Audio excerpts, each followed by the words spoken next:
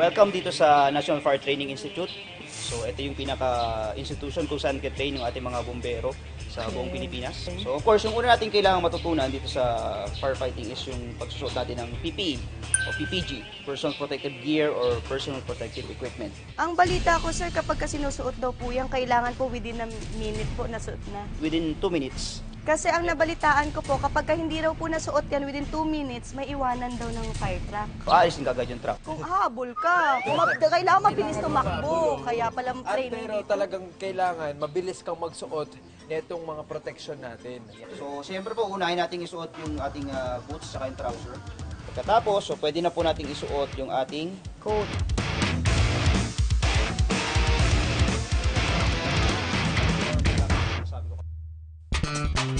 Okay, protektado na ang aming sarili. Ngayon naman ay pag-aaralan namin ang fire truck. Marami kasing klase ng truck. So ito yung example ng pumper truck namin. May mga ibang trucks po ba na walang laman na tubig? Meron Ibig- kami tinatawag na rescue truck lang. Ang pumper truck na ito ay may lamang 500 gallons of water. Nakadepende ang dami ng tubig sa kapasidad ng fire truck. At mortal sin sa mga bombero, mga ka-day off, ang walang tubig. Pag may responde o kaya may sunog. So, Ready to namin go, kinakapit. sir, no? Yung tamang stance, o yung tamang paghawak nito. Okay, paano po? Siyempre, ito ay pistol grip. So, yan yung close. Close, close. Yung open. Open. Yung isang paa mo Oo, yung kasi sir, malakas ang ano niyan eh, puwersa niyan eh. Okay. forward. Okay. Then yung hawak mo, since ito ay pistol grip, so meron naman siyang specific na hawakan, so hawakan mo siya dyan. And then, ang paghawak sa kamay, yung pangalawang kamay, yung left hand, hindi sa baba. Okay, Hindi saan ba rin sir? eh? Taas. Ah, Taas. Bakit? Okay. Kasi Bakit po? itinutulak niya ng pressure. And then meron tayong tinatawag na backup. Example, ikaw yung nasa man, so hawak mo siya. Ikaw ma'am yung backup. back up. So yung backup, Gaganyan yan eh. Alam ko yan, sir.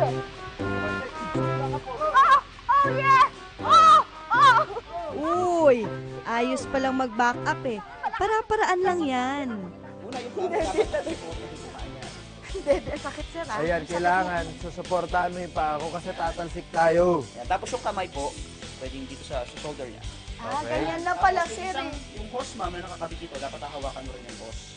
Nakakabit. Ang hirap pala maging back up no sir. Buka mo na! Lovely!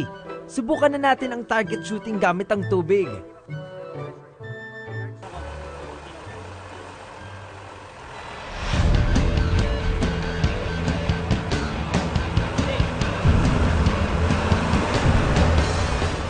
Ako, mabilis ko siyang naggawa kasi in-straight ko kagad eh. Hindi ko siya, hindi yung tubig kasi, di ba sabi yung pabuga. Wait ka lang dyan, Ken ha. Panoorin mo ko.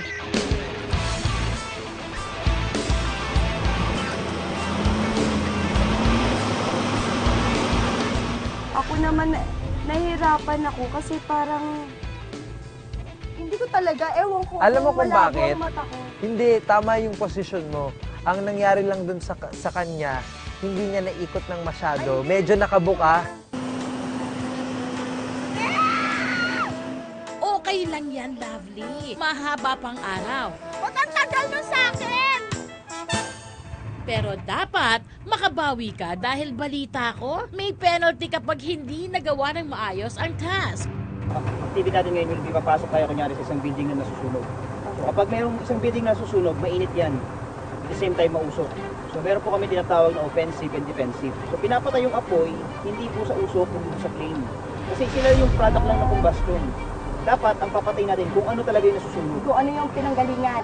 Pero kaya natin yan. Kaya natin yung partner. Oo. Hello. Ano, tara na. Tara, Sir, let's go, ready, sir. ready na kami. Aba, Ayun, nakapasok na. palaban talaga tong si Ken.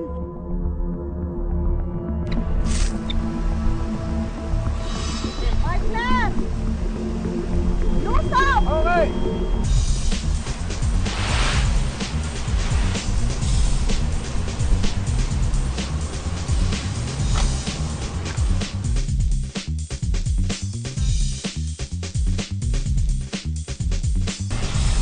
Semi-pub! Semi-pub!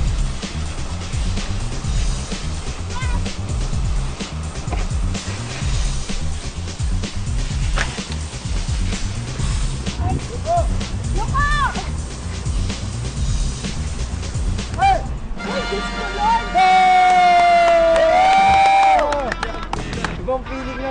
ko na tupad ko na yung pangarap ko, sir. Alam mo, grabe yung kaba ko sir sa loob. Ang pinaka number 1 kalaban ng mga bombero, yung usok. Usok talaga kasi nauubos ako, nawawalan ako ng hininga eh. Madaling patayin ng apoy. Yung usok eh, no? Yung usok ang kalat at pwede kang masuffocate, pwede kang manlabo yung mata mo. It's your turn. This is it. Ikaw nang bahala sa akin sa loob, partner. Game?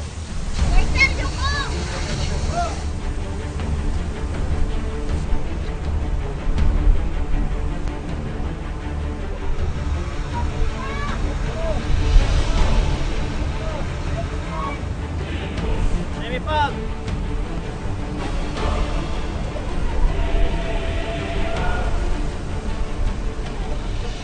Nahihirapan talaga ako. So, nung palabas na lalo, alam mo yung tunnel na nilalakaran kasi namin, maraming basura. May mga bato, may mga kung ano-ano. Maputik. So, alam mo yung patalikod kang ganun, tapos ang bigat-bigat na ng binibit-bit mo, tapos may maaapakan ka pa na kung ano-ano, nakakapanghina.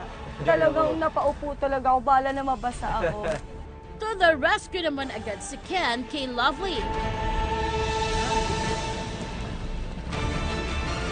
Nakakaano, Okay ka lang?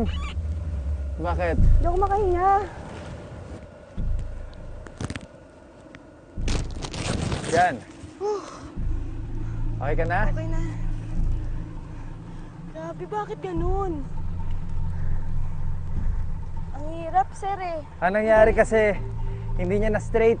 Tapos, sir, ito, natatakpan. Wala talaga ako, sir, makita. Moist talaga. Eh ngayon, ang kinakatakot ko kasi kung iaangat ko, baka maano yung mukha ko ba? So ngayon, gumaganon lang ako. Grabe pa na yung usok, sir. Next level na kami sa training. Ang pagiging medical responder naman ang kakaririn namin.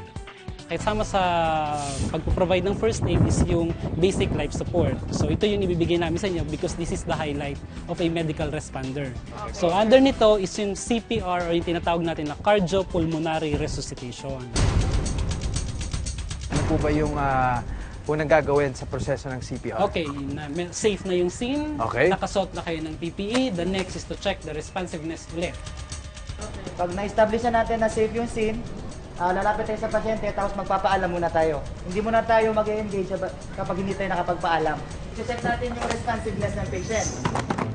Sir, are you okay? If the patient did not respond o unresponsive yung pasyente natin, tawag na kagad tayo sa 911. Ma'am, okay lang po patawag po na ambulance? Hindi po nag-response si sir, okay? How to check the pulse and the breathing.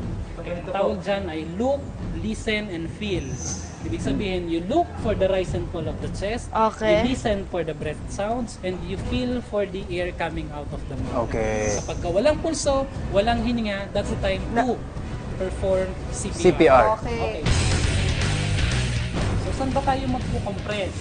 One finger, kung ang gagamitin natin na indicator is itong xiphoid process, 2 fingers above. Kung dito naman tayo sa nipple line, 2 fingers below. Okay, so pakita po natin. In between. Okay. So para mag-perform tayo niyan, tandaan nyo lang po yung number na 30 at saka 2. Ibig sabihin, after mo mag-provide ng 30 na compression, you stop for a while and you give 2 ventilation or magbubuga tayo ng hangin. Gamit yung inyong mga CPR mask. Pero bago tayo mag-start, make sure that the elbows are locked. Hindi siya nagbe-bend. Yan, bawal po yan. Ibig sabihin kasi hindi siya ineffective yung ating compression kapag gano'n. And the body should go for the compression. So ibig sabihin ang weight ng iyong body ang magko-compress. Okay, hindi siya maglalak and huwag kang mag-headbang.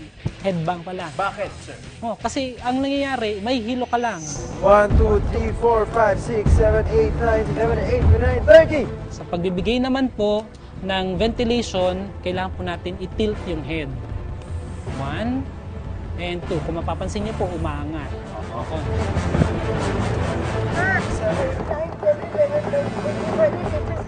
Kung halimbawa, meron na. Meron na? Meron ng hininga, ay meron ng pulso, pero wala pa ring hininga, magbibigay naman tayo ng rescue breathing. Bigyan naman natin yung rescue breathing, isang breath every after 5 seconds. Okay. 1, 1,000, 1, 1,000, 2, 1,003, 1,024. Blow! Di ba, meron ng pulso, meron ng hininga, ilalagay nyo na sa recovery position yung pasyente. Taas lang po natin yung kamay para hindi maiipit. Dito sa dibdib, yung isa, yung paa, di ba? And then support the back of the patient. Shoulders and Hip support. hips po. 1, 2, and 3. Side. Okay, yan po ang recovery position. Okay, congratulations! Ayan na yung ambulansya! Ayan na! Okay, sir. Sana wag naman mangyari sa mga Mahal natin sa mahal buhay natin sa o buhay. kahit kanino. Pero kung sakasakali lang na darating yung panahon na may ganong pagkakataon. Now we know. And the one who did well, syempre, it's Miss Lovely! Congratulations, Miss Lovely!